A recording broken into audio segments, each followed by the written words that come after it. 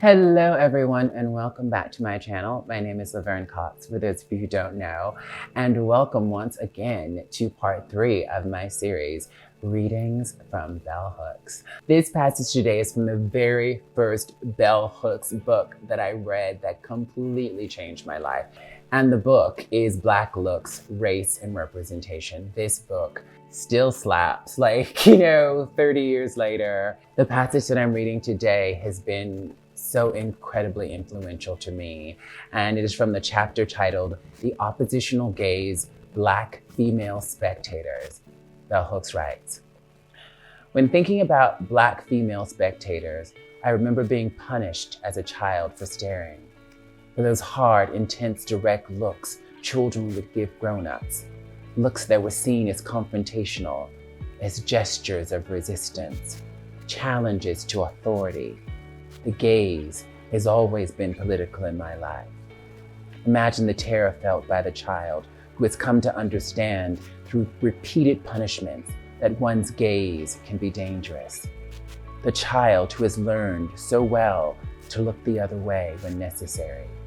Yet, when punished, the child is told by parents, 'Look at me when I talk to you.' Only the child is afraid to look but fascinated by the gaze. There is power in looking." Amazed the first time I read in history classes that white slave owners, men, women, and children, punished enslaved Black people for looking. I wondered how this traumatic relationship to the gaze had informed Black parenting and Black spectatorship.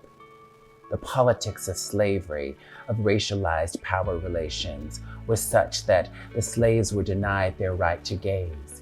Connecting this strategy of domination to that used by grown folks in Southern Black rural communities where I grew up, I was pained to think that there was no absolute difference between whites who had oppressed Black people and ourselves.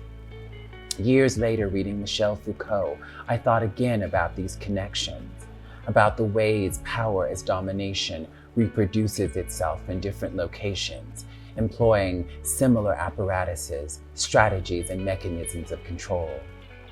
Since I knew as a child that the dominating power adults exercised over me and over my gaze was never so absolute that I did not dare to look, to sneak a peek, to stare dangerously. I knew that the slaves had looked, that all attempts to repress our Black people's right to gaze had produced in us an overwhelming longing to look, a rebellious desire, an oppositional gaze. By courageously looking, we defiantly declared, "Not only will I stare, I want my look to change reality." Even in the worst circumstances of domination, the ability to manipulate one's gaze in the face of structures of domination that would contain it opens up the possibility of agency. In much of his work, Michel Foucault insists on describing domination in terms of relations of power, as part of an effort to challenge the assumption that power is a system of domination which controls everything and which leaves no room for freedom, emphatically stating in all relations of power, there is necessarily the possibility of resistance. He invites a critical thinker to search those margins, gaps in locations, on and through the body, where agency can be found. Oh my God, I love this. I love this essay so much. And obviously I'm just reading an excerpt from it. You should go and read the whole thing. But this idea of looking back, I talked so much about the oppositional gaze in this particular essay when I talked about Disclosure, the documentary that I executive produced that is available on Netflix.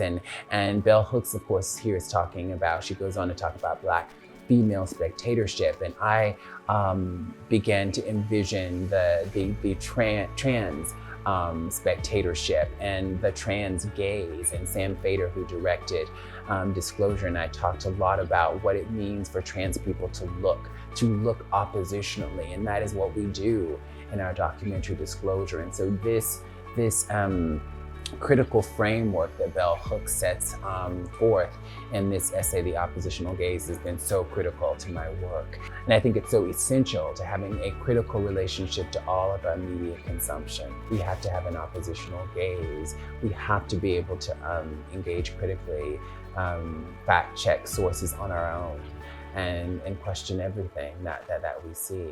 Bell Hooks gives us a beautiful framework with which to do that in this essay. Thank you once again for joining me in this series. Till next time, stay in the love.